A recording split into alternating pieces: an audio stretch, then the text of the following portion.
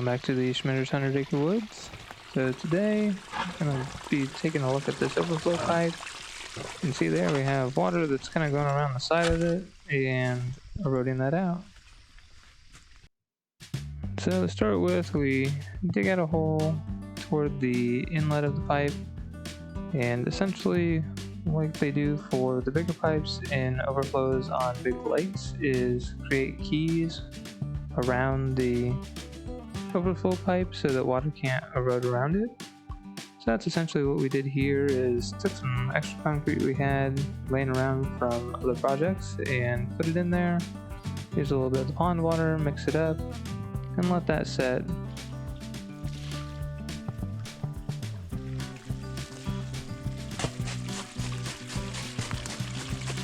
So from doing that one, we got it to pretty much stop, but we wanted to go ahead and we had some concrete left over, so we went ahead and dug a second hole to kind of do the same thing on each side of the pipe.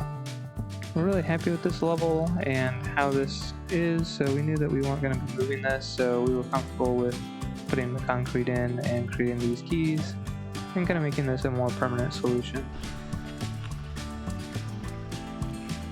Now you can see the reflection of the water still there, not running, just sitting in there. So, and essentially we can just take and busting open some 80-pound bags and dumping it in.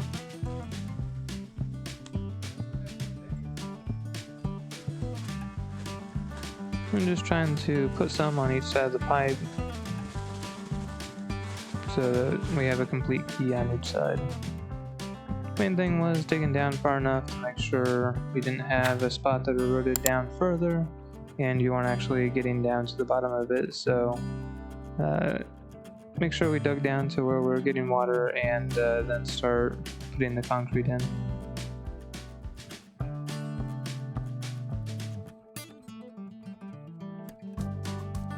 And in theory, you can get the water that absorbed from the dirt, but we went ahead and put water in and made sure to mix it in really well so that it would become pretty strong and hold where we wanted it to.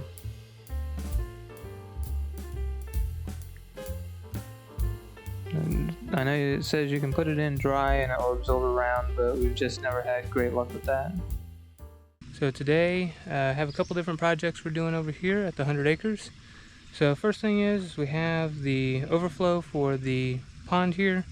So it had gotten to the point where it had actually eaten a channel of the dirt around it, underneath the bottom side and then around to the side. I have some video of that I put in. So we wanted to block that so that that stopped happening, so we don't have a big groove under there that's cut out and then start eroding that away. We were able to pack a little bit of dirt at one point to kind of slow it down, but just with the constant running water, it opened back up. So essentially what we did is we had some leftover concrete from doing like the grill pavilion and different projects, and we brought that over and basically just took and cut a couple of keys in and then put concrete down where it was eaten out. So basically went down and just dug straight down on each side of the pipe and then put concrete at the bottom. The first one we did most of the way around, and then we did it a second time and just kind of did it at the bottom of that. So that is what this looks like. So just some concrete mixed up, put in the bottom, and then took a spade and just used that to really pack that in, get it all mixed in. So this is the dirt that we took out, obviously. It's pretty wet and has some debris in it, so like sticks and rocks and stuff. So Dad's gone with the tractor.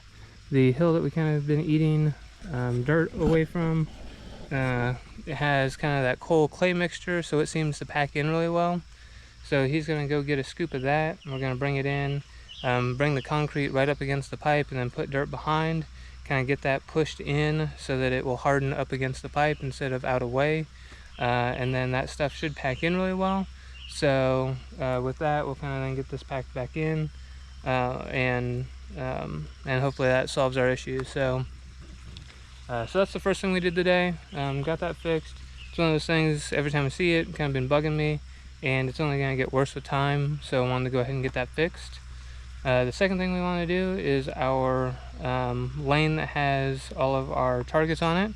So we have now hit basically summertime. Everything's grown up quite a bit, and because we had pretty much just an exact size to begin with, and we didn't have a whole lot of extra, so every time there's a little bit of new growth, everything kind of closes back in. So I'm going to set up the spotting scope, look down range, and kind of see what needs to be cut. We've gotten to the point now where with the sawmill we can really do something with the wood other than just turning it into firewood. You know, at first firewood was a good solution. Now we've kind of gotten to the point where I have just so much of it that really want something else. So anything that's of any size we'll save for the sawmill, and we'll probably start cutting down trees and really opening that up so that we kind of get a couple summers worth instead of having to do this every year. So definitely as you get back toward the 800 to 1,000, we haven't done a lot of clearing high up, so where the actual path is coming down, I think we've had some stuff not make it to the Stihl because of the trajectory. It's not actually making it there, and it's hitting the limbs and leaves and stuff up higher. Just because of how the trajectory, it's not a straight line, you know, you have that curve. So anyway, we're going to look at that, try to get some of that cleared back a little bit more now that we can do something with all that wood. So so that's the other thing we're going to look at today. We brought the pole saw and the chainsaws and just try clearing. So do that, may do a little bit of mowing just because they finally got the front all fixed up. I'll show that in a bit and see how it looks now, and I think the power company is finally done. So I had that question not too long ago on the comments, but it looks like they are finally done, and we'll come back and just check for 70% growth on the grass. So like I mentioned, bringing in some of that good dirt that will pack in really well. So scooping that up and getting it packed in, really trying to get it packed as well as we can.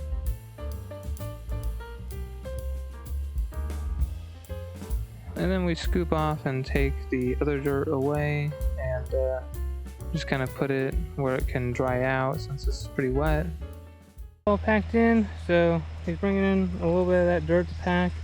It's a little clumpy, so kind of get some of that in, let it sit, pack it in as much as you can with the tractor, just driving back and forth, and then depending on how tacky it is today, may go through and then just take the grader box, grade that off. I'm trying to get a little bit of dirt back on top of our pipe here, but I took a little bit of dirt and just packed it in here, but got that hole on the side packed back in. So we're just being a scrap of ductile iron that was a leftover from a job. It's working out fairly well. We haven't had too many issues as far as it getting clogged up from, you know, stuff in the pond just migrating in. So it's working fairly well. If you've watched other videos, I talked about putting in a like an additional overflow over here, so that if the pond gets up or we have a lot of rain and it comes up, it'll have a spillway over there that will kind of connect back into this. Okay, so I don't know if I've really explained this before. So this is where we set up for our long distance stuff out to the 1,000. So I made this table. It's one of those spools that you see for like the phone company, power company uses. So we went ahead and cut out a section and dropped both sides down, so whether you're a lefty, it's both dead and IR, or a righty, you can set up. Just bought some 1/2 inch poly that you come in sheets, put on top, help protect the wood, but then also this cleans up a lot nicer, so if water or anything gets on here, you can just wipe it off. Did that with the seats as well. So we dropped both of these sections down, removed the inside spool there, reinforced a little bit, and then we had some pieces of the like phone pole that we used for our seats. Did that on each side.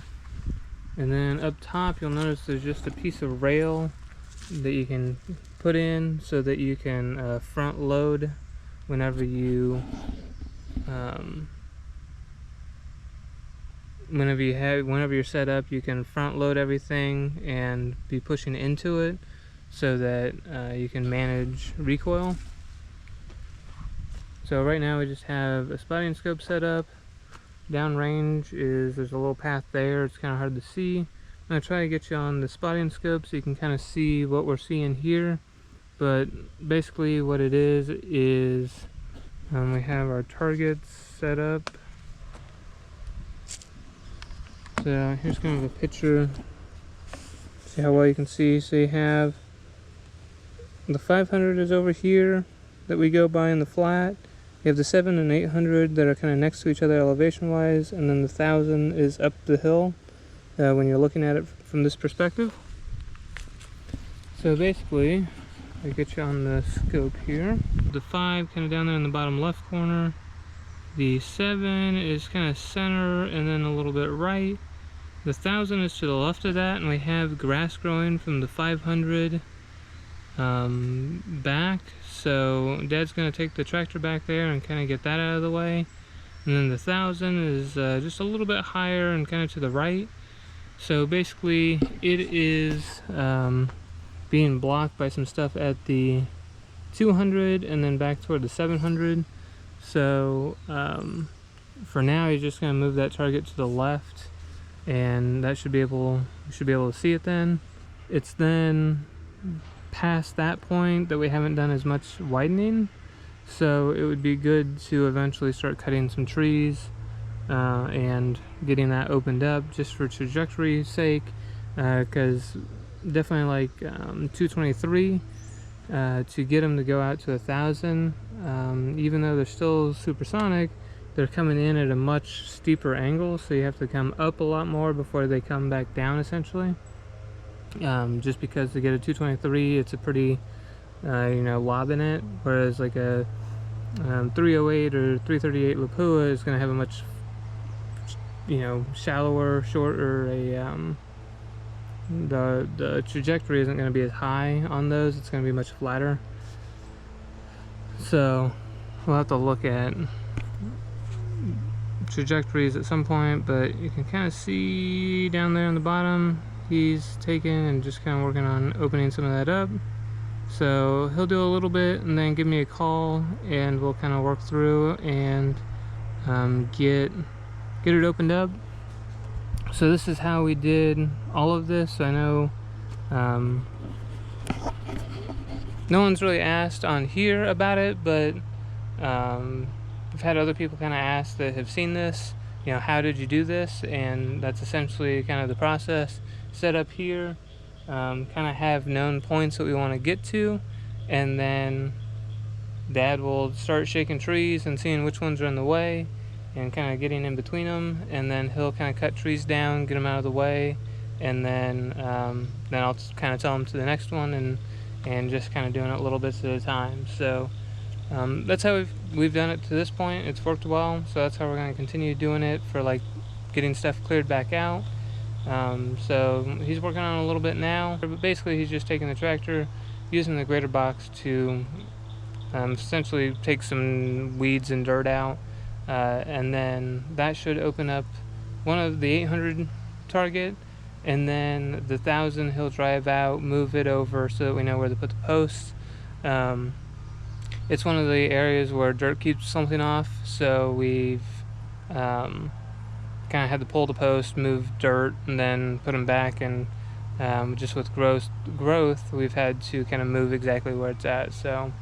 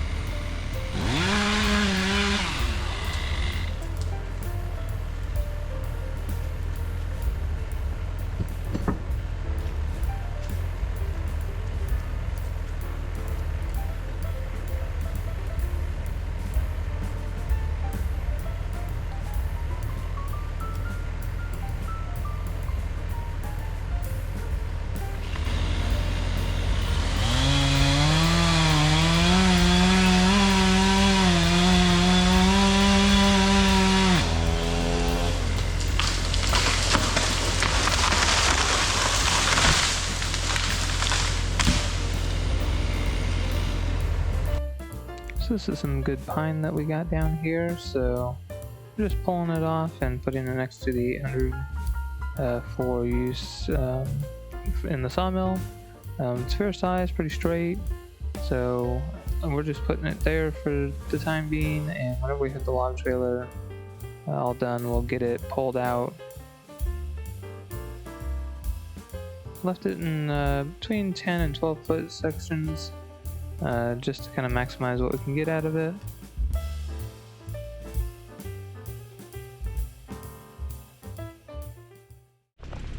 Okay, so I had that pine that was leaning, so got it out of the way. So most of it went down that direction. He's now going to cut this sycamore. I think we can get it to go that direction, but we're going to have to kind of play that one by ear. So he's going to clean out around the base. He can get away if he needs to.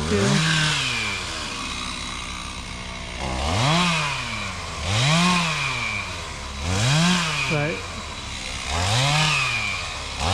when you get that cleared out, it'll help open up this area.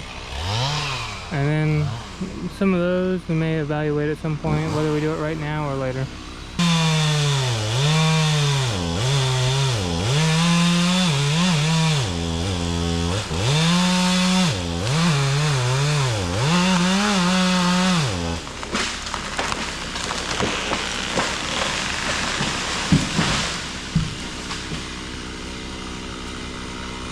So after we got done cutting down this couple of trees, that sycamore, we ended up just cutting into sections and rolling off. It wasn't the greatest wood and was right behind the 800-yard target, so it had lots of holes in it where there were spots that didn't connect with the target. So had lots of copper and lead that were embedded in the trees, so just kind of set it aside and probably won't do too much with it. Here we're working on kind of taking some of the dirt away from the thousands. This is the one that was kind of there to the right hand side, and need to move everything to the left just a little bit. It's also kind of back in a hole, so whenever it rains, water wants to collect back there. So working on kind of taking and pulling that dirt down and creating slope around. We clear our target, trying to get the drains down this way. You can see we cut another tree down there. Gonna get it pulled out. It's pretty small, so we'll probably just use it for firewood. And then had been taking dirt from there and putting it down. There's kind of that spot that goes down and back up. We're trying to get it filled.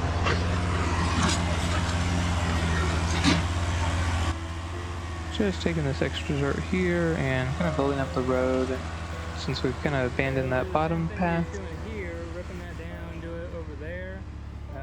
Get that hill down a little bit, so whenever you come over, you're not coming up and then down. You just kind of flatten that out. Had a quick conclusion to this one, but not too much happened after that, so just want to go ahead and end it there. So hit that thumbs up button, like, subscribe, and we'll catch you next time.